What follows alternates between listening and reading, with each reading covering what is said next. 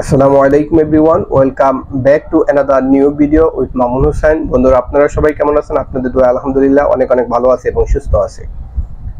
বন্ধুরা, আজকে যেহেতু শুক্রবার, গতকালকে বিকাল আনুমানিক আপনার হলো 4টার দিকে, 3:50-এর দিকে আমি বাসা থেকে বের হয়ে আমি গেছিলাম, তেজগাঁও গেছিলাম। যে তেজগাঁও মানে শিল্প এলাকা সেন্ট্রাল মসজিদে আমাদের সব গুজারি ছিল, ওখানে কাজটা সাইডা রাত্রে ছিলাম। সকালে মানে আজকে সকালে শুক্রবার সকালে আমি যেহেতু বসুন্ধরার দিকে আসবো, কারণ আমি বাসের জন্য ওয়েট করতেছি হলো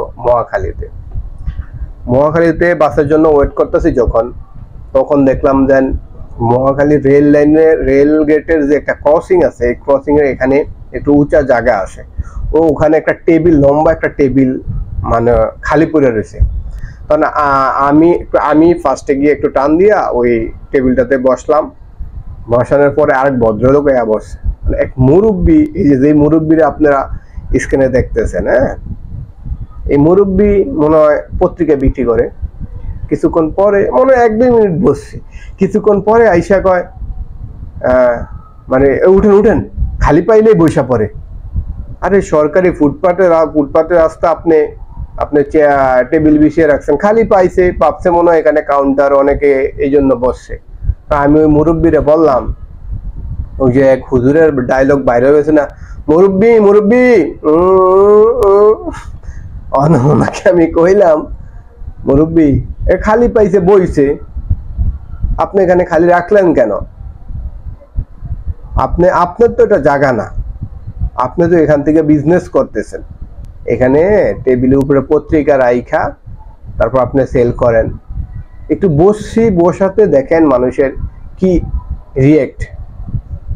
আরে বসছে, তাহলে বলতে পারেন বাবা উঠো, ভাই আপনারা একটু উঠেন। মানে কথার ভদ্রতা, নম্রতা, আসলে এগুলো কবে শিখবে? এরা আসলে এখনো পরিবর্তন হয় না। বিভিন্ন আপনারা যেমন এরকম বহু জায়গায় দেখতে পারবেন এরকম ঘাউরা ধরনের লোক। যেমন আমি কয়েকটা এক্সাম্পল দেই।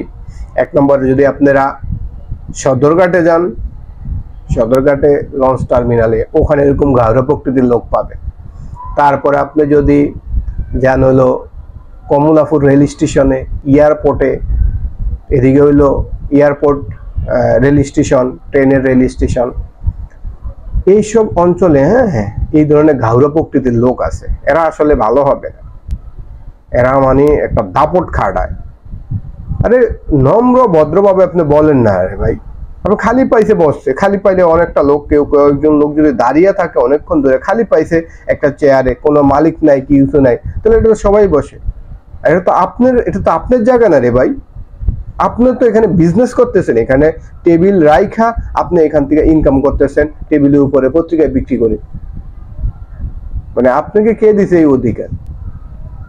বসার অধিকার আমাদেরকে দেন নাই, কিন্তু আপনাকে এখানে টেবিল রাখার অধিকারটা কে দিল? কে অনুমতি দিল? এই ধরনের মানুষ আসলে কবে সোজা হইব?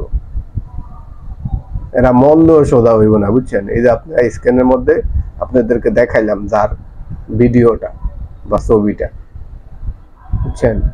তো সবাই ভালো থাকবেন। আল্লাহ হাফেজ। আসসালামু আলাইকুম রহমতুল্লাহ।